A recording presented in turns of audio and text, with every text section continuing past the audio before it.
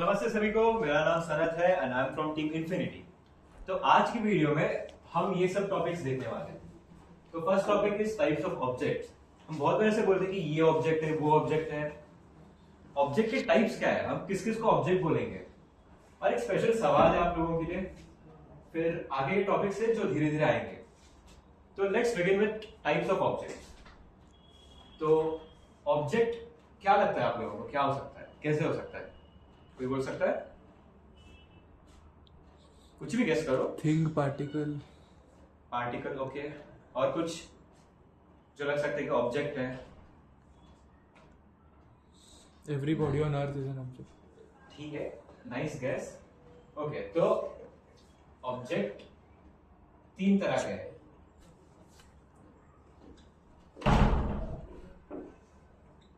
First one, as he said, point object.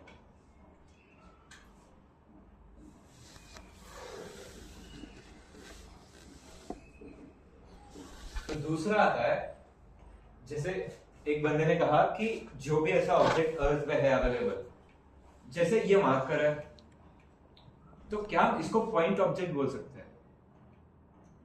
नहीं। क्यों? अर्थ के रिस्पेक्ट में पॉइंट ऑब्जेक्ट है, हमारे लिए पॉइंट ऑब्जेक्ट। लेकिन मैंने रेफरेंस पॉइंट कुछ भी डिफाइन नहीं किया। तो फ्रेम ऑफ रेफरेंस डिफाइन करने के बाद ही बोल सकते हैं कि ऑब्जेक्ट कौन सा है। मैं ऑब्जेक्ट कौन सा है नहीं बोल रहा हूं। I am talking about, do you see this as a point object? I don't see it as a point object. तो इसको क्या बोल सकते हैं? एक पॉइंट है जो मल्टीपल डायमेंशन से एक्सटेंड हुआ है। हाँ। तो इसको हम बोल सकते हैं एक्सटेंडेड बॉडी, या फिर point object. I am sorry, rigid object.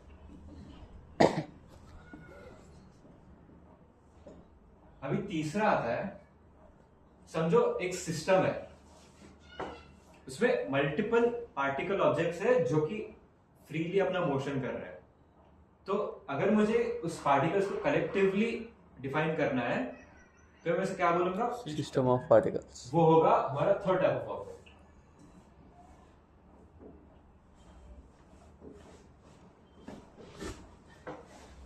अभी थोड़ा और जानते हैं कि इन तीनों में डिफरेंस क्या है।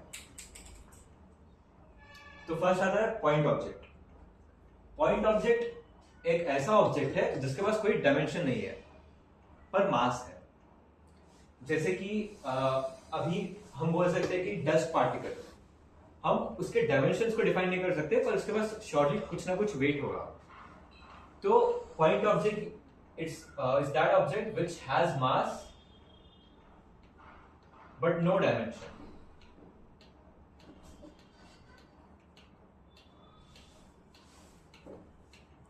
अभी आता है एक्सटेंडेड ऑब्जेक्ट या फिर रिजिड ऑब्जेक्ट। अभी यूं समझो कि मल्टीपल पॉइंट ऑब्जेक्ट मिलके एक अलग ऑब्जेक्ट बना रहे हैं, पर उसका कोई डायमेंशन है।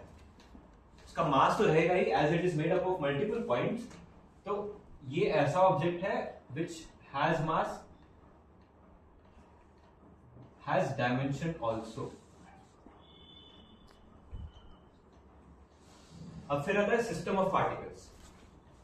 अभी मल्टीपल पार्टिकल्स को मैं कलेक्टिवली रेफर कर रहा हूं या फिर कलेक्टिवली उनको ऑब्जर्व कर रहा हूं, तो मैं उसको बोलूंगा सिस्टम ऑफ पार्टिकल्स। तो इसका भी कुछ मास होगा और इसका भी कुछ डायमेंशन होगा।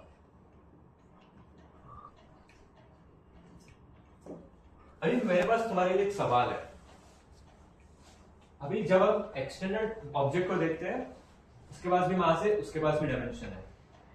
पर जब हम सिस्टम ऑफ पार्टिकल्स को देखते हैं, उसके पास भी मास है, उसके पास भी डायमेंशन है। तो दोनों अलग कैसे हैं? Any guess? एक्सटेंडेड बॉडी मतलब हम एक ही पॉइंट को देख रहे हैं, यानी अभी एक्सटेंडेड बॉडी, मैं अभी तुम्हारे सामने मार्कर रखा हूं।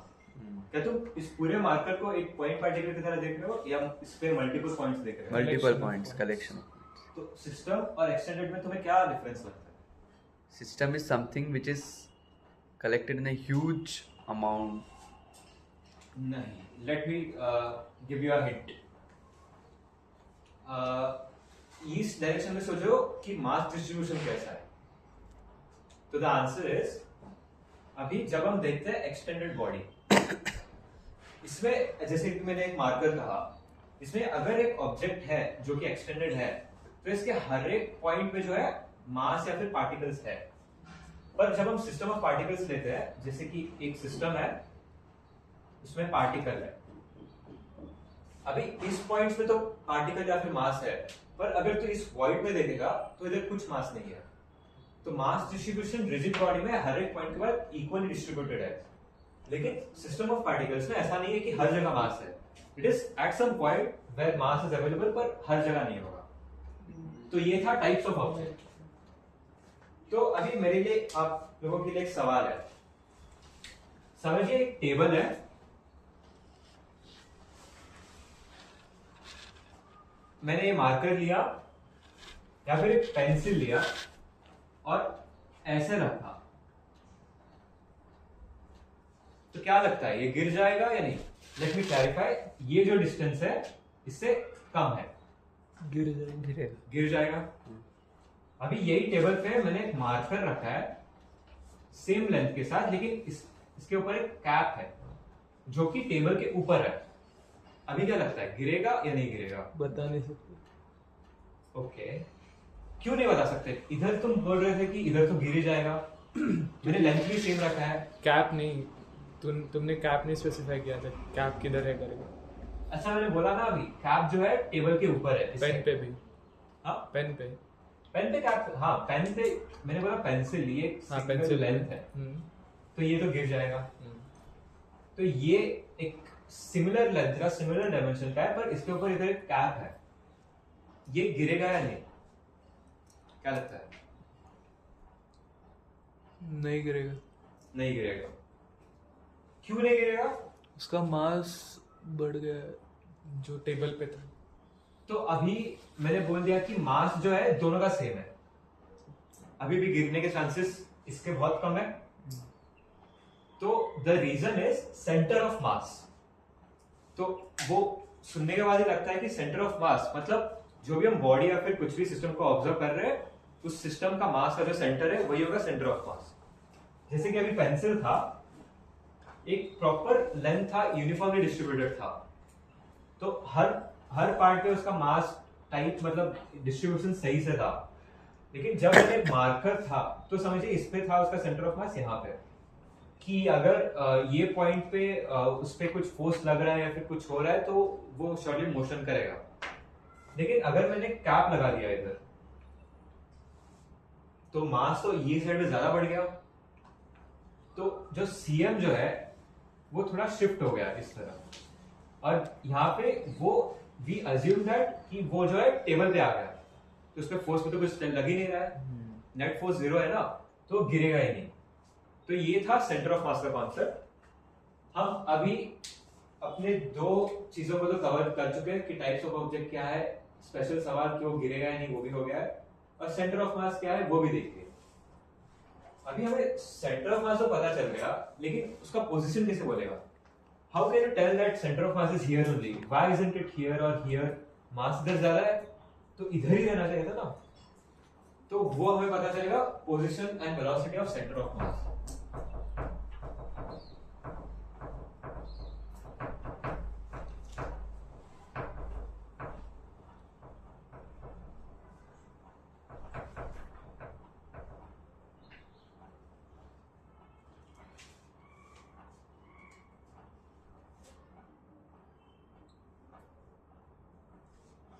तो अगर हमें सेंटर ऑफ मास का डेफिनेशन लिखना है तो हम ऐसे बोलेंगे कि it is a point on the object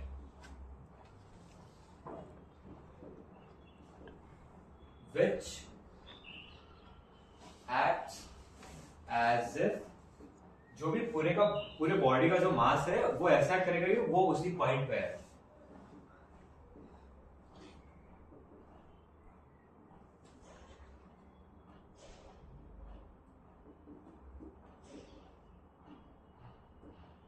अभी एक सवाल का आंसर दीजिए कि अगर मैंने एक एक्सटेंडेड बॉडी पे फोर्स लगा रहा हूं और अगर मैं सेंटर ऑफ मास के कॉन्सेप्ट से सोचूं तो क्या हम बोल सकते हैं कि जब सेंटर ऑफ मास से हम सोचेंगे तो वो ऐसा वही पॉइंट मास में कॉम्पैक्ट हो जाएगा, तो क्या हम बोल सकते हैं कि वो फोर्स उसी पॉइंट पे लग रहा है?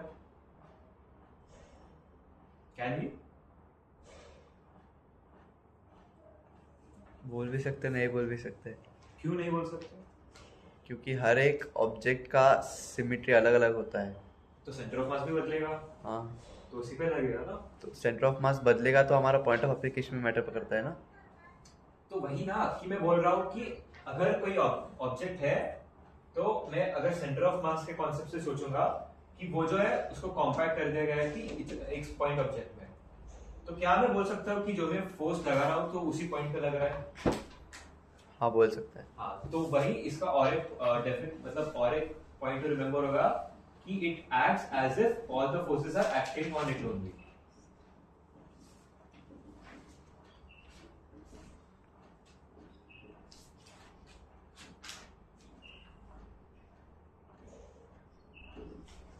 तो ये था सेंटर ऑफ मास। अभी हम देखते हैं कि सेंटर ऑफ मास का जो है पोजीशन या फिर वेलोसिटी या फिर एक्सीलरेशन वेक्टर कैसे निकालना। अभी लेट्स अज्यूम कि ये जो है एक्स एक्सिस है, वाई एक्सिस है और जेड एक्सिस है। तो मैंने एक सिस्टम लिया है जिसमें एक मास यहाँ पे है, एक मास यहाँ पे है, एक मास यहाँ पे है और एक मास यहाँ पे है। तो ये हुआ m1, m2, m3, m4। अभी हम डिफाइन करते हैं कि ये जो है यही हमारा ओरिजिन होगा। तो हम इसके लिए हर एक मास को हम पोजीशन वेक्टर लिख सकते हैं। तो ये हुआ r1 vector, similarly r3, r2 और r4 होगा। तो अभी इस सिस्टम का सेंटर ऑफ मास फाइंड करने के लिए हम जो है इसका वेटेड एवरेज लेते हैं। वेटेड एवरेज मतलब कितने भी बार जो भी मास मतलब जो भी मास इनटू दैट ये पोजीशन वेक्टर आएगा अपॉन टोटल मास। तो cm का जो है पोजीशन वेक्टर जो कि हम रिप्रेजेंट करते हैं rcm vector is equals to summation of mi xi upon total mass. और ये जो ri है ये वेक्टर होता है। तो टू मेक इट शॉर्ट हम वेलोसिटी और एक्सेलरेशन को भी ऐसे ही निकाल सकते हैं कि v of cm is equals to summation of mi vi vector upon total m। Similarly for acceleration too. तो हमारे ये भी हो गया। अब एक स्पेशल केस आता है जो कि हमें याद रखना है, जो कि है एक टू पार्टिकल सिस्टम।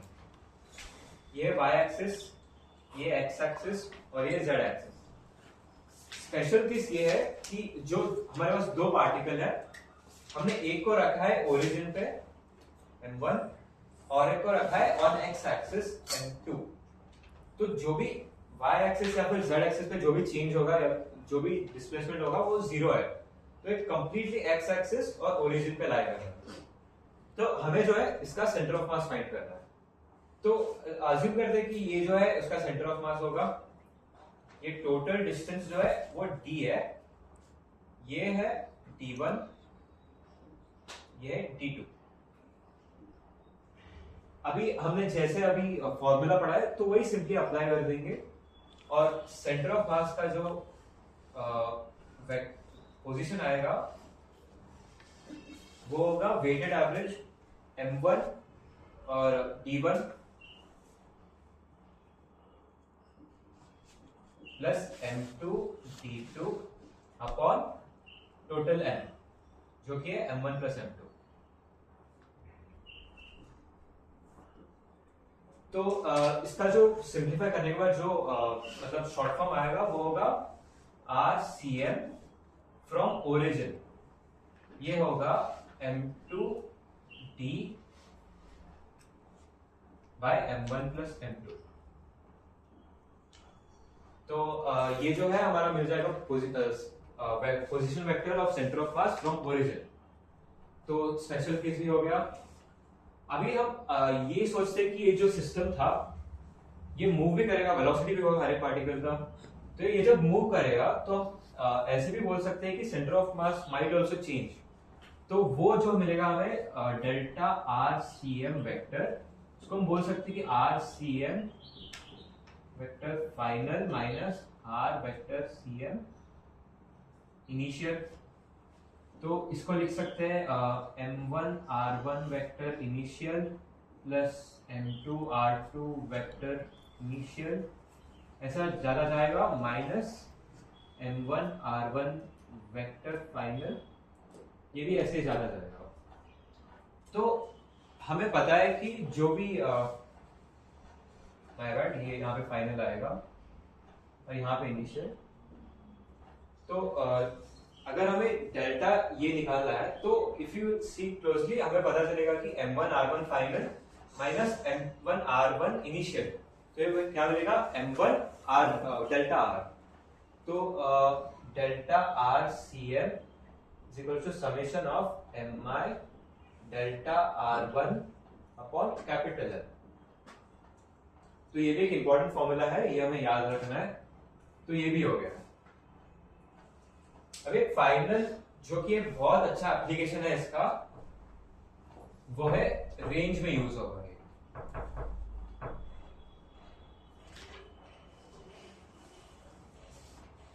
अभी समझिए एक बड़ा ऑब्जेक्ट है, वो प्रोजेक्टाइल मोशन कर रहा है। तो ये ऑब्जेक्ट जो है बीच में ही किसी कारण के मतलब एक्सप्लोड हो गया, समझिए यहां तक वो पहुंचा और ये जो है इक्वल मासेस में एक्सप्लोड हो गया। तो ये एक पार्टिकल जाके यहां पे गिरेगा, एक पार्टिकल यहां पे गिरेगा। लेकिन जब हम देखेंगे तो यहाँ पे जो भी फोर्सेस इन्वॉल्व थे इस एक्सप्लोजन में, ये होंगे बस इंटरनल फोर्सेस। तो इसके सेंटर ऑफ मास में कुछ भी चेंज नहीं आएगा। तो सेंटर ऑफ मास जो है वो यहाँ पे था, जो कि प्रोजेक्टाइल मोशन कर रहा था, तो उसका मोशन चेंज नहीं होगा, वो ऐसे ही मोशन करते करते फाइनली यहाँ पे आएगा। तो ये जो पार्टिकल्स है ये भी यहाँ से एक पार्टिकल यहाँ पे गिरेगा और दूसरा यहाँ पे, इसको हम बोलेंगे m1 m2, ये होगा सेंटर ऑफ मास। तो स्पेशल एप्लीकेशन यही था कि यहाँ पे हम बोल सकते हैं कि ये जो डिस्टेंस है this will be equal to this distance. और क्वेश्चन में भी गिवन होगा कि रेंज मतलब इजीली फाइंड कर सकते हैं, क्योंकि यहाँ पे u से गया होगा फिर h max पहुंचेगा and even range we can find. तो जो भी डिस्टेंस होगा हमें कोई एक गिवन होगा तो हम उससे दूसरे का भी निकाल सकते हैं और सेंटर ऑफ मास का भी निकाल सकते हैं। तो अगर इस क्वेश्चन में हमें पूछेंगे कि सेंटर ऑफ मास का जो है पोजीशन फ्रॉम दिस पॉइंट और फिर ओरिजिन, तो हम इजीली बोल सकते हैं कि वो होगा रेंज। तो ये थे कुछ important topics from centre of mass. Hope you like this. Thank you.